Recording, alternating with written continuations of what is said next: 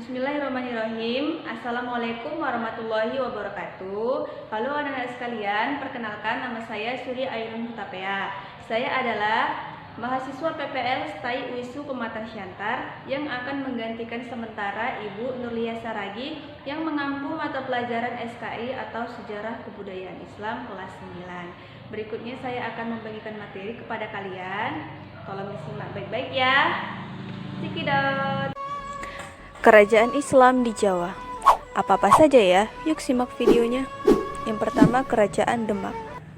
Kerajaan Demak berdiri pada tahun 1500 Masehi yang terletak di Bintoro, di dekat muara Sungai Demak. Pusat kerajaan terletak di antara pelabuhan Bergota dan Jepara. Kerajaan Demak resmi berdiri setelah runtuhnya Kerajaan Majapahit atas bantuan Wali Songo yang berjasa dalam berdirinya Kerajaan Demak dalam menyiarkan dan mengembangkan agama Islam. Atas dukungan Sunan Ampel, Raden Fatah pun ditunjuk sebagai penyiar agama Islam di kawasan Demak. Raja-raja yang pernah memerintah di Demak, yang pertama adalah Raden Fatah. Raden Fatah adalah pendiri Kerajaan Demak. Selama pemerintahannya, Demak mengalami perkembangan yang sangat pesat dengan pertanian yang luas. Dengan itu, Demak menjadi kerajaan yang agraris dan maritim. Yang kedua, Pati Unus. Setelah Raden Fatah wafat, tahta dipegang oleh Pati Unus. Namanya cukup dikenal sebagai panglima perang yang memimpin pasukan Demak menyerang Portugis di Malaka. Yang ketiga adalah Sultan Trenggono. Sultan Trenggono adalah sosok yang membawa kerajaan ini ke puncak masa kejayaan. Dengan bantuan para wali songo, daerah kekuasaan diperluas bukan cuma Sunda Kelapa saja, melainkan wilayah-wilayah lain seperti Tuban, Madiun, Surabaya, dan Pasuruan, Malang, dan kerajaan Hindu terakhir di Jawa berhasil dikuasai. Runtuhnya Kerajaan Demak. Kerajaan Demak runtuh akibat perebutan kekuasaan di keluarga kerajaan dimulai setelah meninggalnya Sultan Trenggono sehingga terjadi perebutan kekuasaan, sehingga muncullah pemberontakan di daerah-daerah kekuasaan Demak. 2. Kerajaan Mataram Islam. Kerajaan Mataram Islam berdiri pada tahun 1586 dengan raja pertamanya adalah Sutawijaya yang bergelar Panembahan Senopati. Pada masa pemerintahannya, Mataram banyak menerima cobaan mulai dari Bupati Surabaya, Ponorogo, Madiun, Galuh, Patih, dan Demak. Panembahan Senopati berhasil memadamkan pemberontakan. Penambahan Senopati wafat pada tahun 1601 dan digantikan oleh putranya yang bernama Mas Jolang, lalu Raden Mas Rangsang atau Sultan Agung tahun 1613 sampai 1645. Puncak kejayaan. Puncak kejayaan Mataram Islam di masa pemerintahan Raden Mas Rangsang tahun 1613 sampai 1645. Mataram Islam mampu menguasai hampir seluruh wilayah tanah Jawa seperti Jawa Tengah, Jawa Timur, dan sebagian Jawa Barat. Selain menaklukkan tanah Jawa, Sultan Agung juga mampu mengalahkan VOC yang hendak merebut Jawa dan Batavia.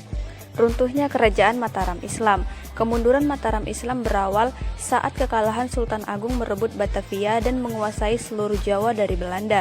Setelah kekalahan itu, kehidupan ekonomi rakyat tidak terurus karena sebagian rakyat dikerahkan untuk berperang. Sepeninggal Sultan Agung, raja-raja berikutnya juga tidak mampu membawa Mataram kembali ke masa jayanya. Daerah-daerah yang selama ini berada di bawah kekuasaan Mataram satu persatu berusaha untuk memisahkan diri.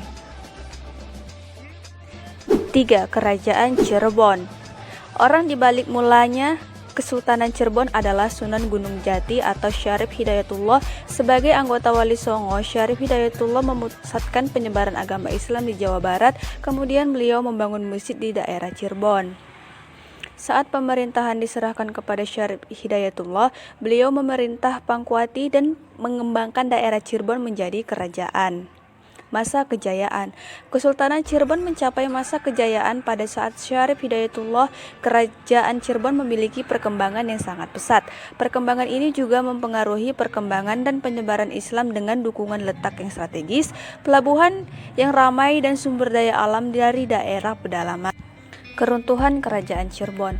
Keruntuhan Kesultanan Cirebon dimulai ketika kesultanan ini dibagi menjadi dua kekuasaan, yakni Kesultanan Kasapuhan dan Kesultanan Kanoman.